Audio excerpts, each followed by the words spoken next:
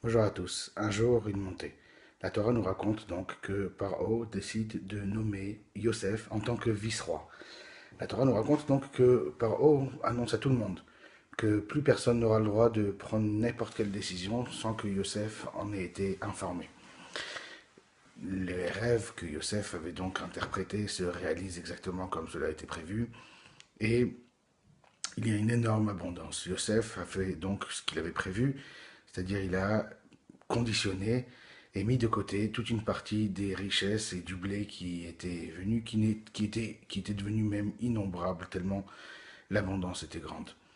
On lui change de nom, Yosef prend un nouveau nom, un nom de vice-roi, on lui donne une femme qui s'appelle Osnat, et il a deux enfants qui naissent. Le premier, il l'appelle Ménaché, pour remercier Hachem de l'avoir consolé de la galère dans laquelle il était en train de vivre. Et le deuxième s'appelle Ephraïm, pour remercier Hachem de lui avoir permis de se multiplier, de se grandir dans un pays qui lui était a priori hostile.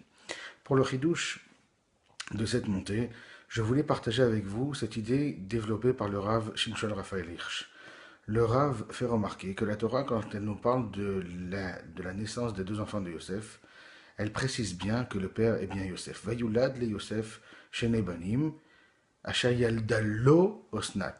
Donc Yosef a eu deux enfants que sa femme Osnat lui avait donnés. Pourquoi préciser que Yosef est bien le père? On ne connaît pas parfaitement et exactement la famille de Osnat. Mais par contre, ce qu'on nous décrit d'elle, c'est que c'est une aristocrate égyptienne. Et donc on imagine un juif esclave qui se marie, qui a été propulsé en tant que vice-roi, qui se marie avec une aristocrate égyptienne. Qu'est-ce qui va se passer? Est-ce que c'est le mari ou la femme qui va imposer sa vision des choses au sein de la maison?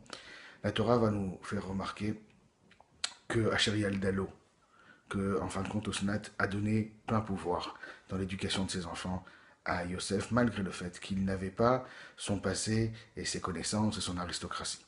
Comment ça se fait, nous dit le Rav Shimshon Raphaël Hirsch? Parce que lorsqu'on est convaincu, on est convaincant. Bonne journée à tous.